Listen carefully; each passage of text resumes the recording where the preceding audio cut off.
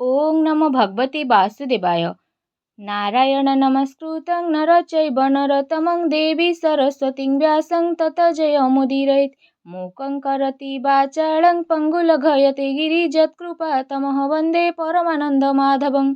निगमकल्पतरुगलितं फलश्रुतं मुखादृतं द्रवसंयुतं पिबत भागवतं रसमालयं मुहुरः रसिका भुवि बभूवाहिका। द्वितीय अध्याय। मुनिଙ୍କ प्रश्न कने शुणी हरस मने मने गुणी जीवर हिते कृत कृत्य हसी कहन्ति मुनिसुत।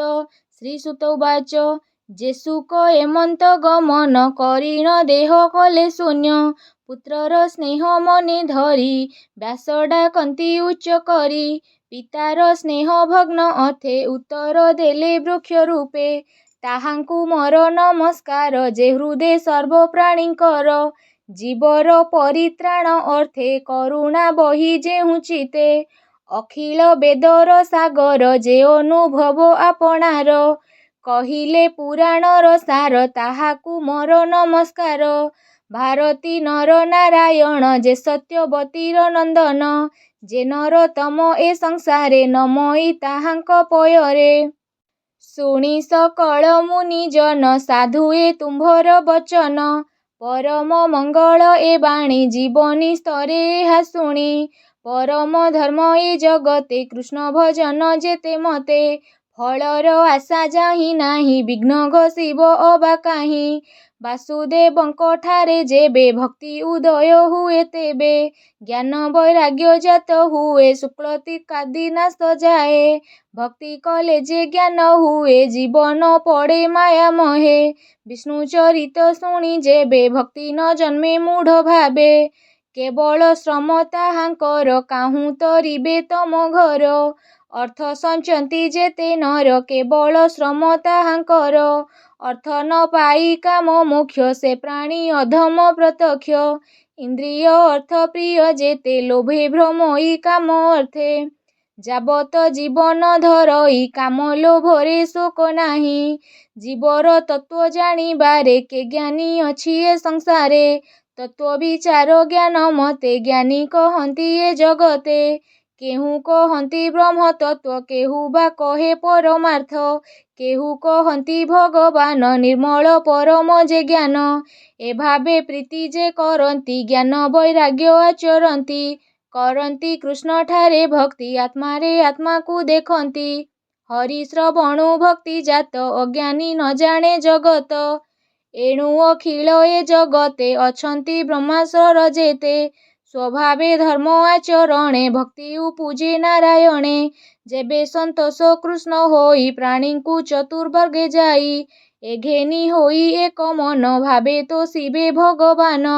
ବିଷ୍ଣୁର ଗୁଣ କର୍ମ ଯେତେ ନିତ୍ୟ ଶୁଣିବ କର୍ଣ୍ଣ ପଥେ ନିର୍ମଳ କରି ସ୍ଥିର ମନ ନିରତେ କରିବ କୀର୍ତ୍ତନ ଧ୍ୟାନେ ଚିନ୍ତିବ କୃଷ୍ଣ ରୂପେ ପୂଜା କରିବ ସୂକ୍ଷ୍ମ କଳ୍ପେ ଏଭାବେ ଭକ୍ତି ଯୋଗ ବଢ଼େ କର୍ମ ବନ୍ଧନ ଗ୍ରନ୍ଥି ଛିଡ଼େ ଏଣୁ ଜଗତେ ଜ୍ଞାନୀ ଯେତେ କୃଷ୍ଣ ନ ଭଜିବେ କେମନ୍ତେ କୃଷ୍ଣ ଶ୍ରବଣେ ଭକ୍ତି ଯାର ଯେ ପ୍ରାଣୀ ଭବ ମଧିସାର ହରି ଚରଣେ ଯାର ଶ୍ରଦ୍ଧା ତାକୁ ନ ଲାଗେ ଭବ ବାଧା ସେ ପୁନେ ସାଧୁ ସଙ୍ଗେ ମିଳେ ପୁଣ୍ୟ ତୀର୍ଥକୁ ଆଶ୍ରୟ କଲେ ତେବେ ସେ ହରିର ସେ ରସ ଭକ୍ତଙ୍କ ସଙ୍ଗେ ଯେବେ ମିଶ କୃଷ୍ଣର କଥା ଯେ ଶୁଣନ୍ତି ବଦନେ ମହିମା ମହନ୍ତି ତାହାଙ୍କ ହୃଦେ ହରି ବସେ ସର୍ବ ଅଶୁଭ ଫଳ ଧ୍ୱଂସେ ସେ ପୁଣ୍ୟ ଶ୍ରବଣ କୀର୍ତ୍ତନ ବେଦେ କହନ୍ତି ମୁନିଜନ ସାଧୁଜନଙ୍କ ମିତ୍ର ହରି ଏଣୁ ଭକତକୁ ଆଦରି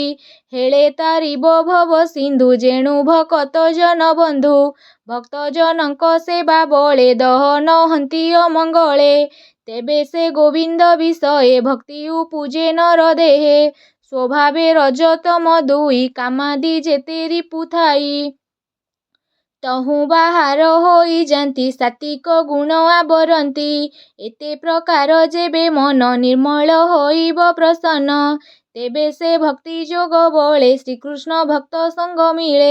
ନିର୍ମଳ ଜ୍ଞାନ ପ୍ରକାଶ ଇ ଜନ୍ମ ମରଣ ଆଦି କାହିଁ। ଅଶେଷ କର୍ମ ଗ୍ରନ୍ଥି ବନ୍ଧ ଯେଣେ ଛିଡ଼ଇ ସର୍ବଦ୍ୱନ୍ଦ। ସର୍ବ ସଂଶୟ ତୁଲେ କର୍ମ ଛାଡ଼ଇ ବିଷ୍ଣୁ ମାୟା ଭ୍ରମ। ଆତ୍ମାରେ ଆତ୍ମା ସେ ଦେଖନ୍ତି ଜନ୍ମ ମରଣ ନାହିଁ ଭ୍ରାନ୍ତି। ଏଣୁ ପଣ୍ଡିତ ଜନ ଯେତେ ଆନନ୍ଦେ ଭକ୍ତି ଯୋଗ ମତେ। ହରି ବିଷୟ ଦୃଢ଼ ଚିତ୍ତେ ନିତ୍ୟ ଭଜନ୍ତି ଆତ୍ମା ମତେ।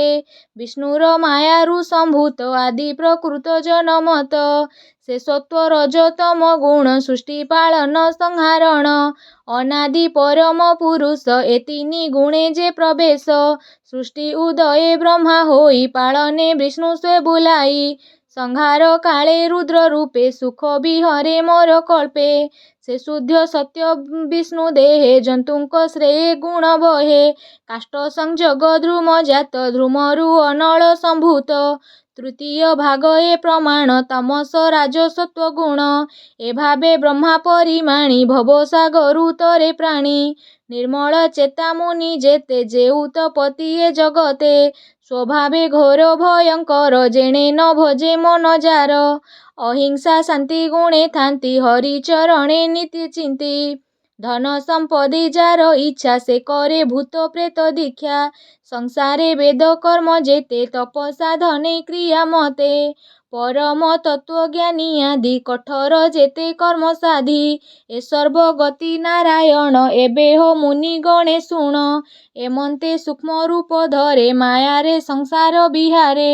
ସ୍ୱଭାବେ ନିର୍ଗୁଣ ମୁରାରି ଖେଳଇ ତ୍ରିଗୁଣ ଆବରି। ସକଳ ଜୀବ ମଧ୍ୟେ ଥାଇ ଅଜ୍ଞାନ ଜୀବ ନ ଜାଣଇ। ଅଶେଷ ମହିମା ଯେ ଧରେ କିବା ଉପମା ଦେବା ତାରେ। ସକଳ ଭୂତେ ହରି ବସେ କ୍ଷେତ୍ରଜ୍ଞ ରୂପେ ପରକାଶେ। ଅଗ୍ନି ଯେ ସେନେ କାଷ୍ଠ ଥାଇ ସେ ରୂପେ ବିଶ୍ୱ ଆତ୍ମା ସେହି। ସ୍ୱତନ୍ତ୍ରେ ତାଙ୍କ ଦେହେ ଥାଇ ବିଷୟ ଭୋଗକୁ କରଇ। ଦେବ ତୀର୍ଥକ ନର ଆଦି ସେ ଲୀଳାବତୀର ପ୍ରସିଦ୍ଧି। ତହିଁରେ ଅନୁରକ୍ତ ହୋଇ ପାଳଇ ସତ୍ୱଗୁଣ ବହି। ସେ ହରି ଚରଣ ପଙ୍କଜ ସୃଜନ ଜନ ମାନେ ସଜ। କହଇ ଦାସ ଜଗନ୍ନାଥ ଗୀତ ପ୍ରବନ୍ଧେ କୃଷ୍ଣ ରଥ। ଇତି ଶ୍ରୀମଦ୍ଭାଗବତେ ମହାପୁରାଣେ ପରମହଂସ ସଂହିତାୟ ବୈଶିକାୟ ପ୍ରଥମ ସ୍କନ୍ଧେ ନୈମିଷାରଣ୍ୟକ ନାମ ଶ୍ରୀ ଭଗବାନୁବାଦ ବର୍ଣ୍ଣନ ନାମ ଦ୍ୱିତୀୟ ଅଧ୍ୟାୟ।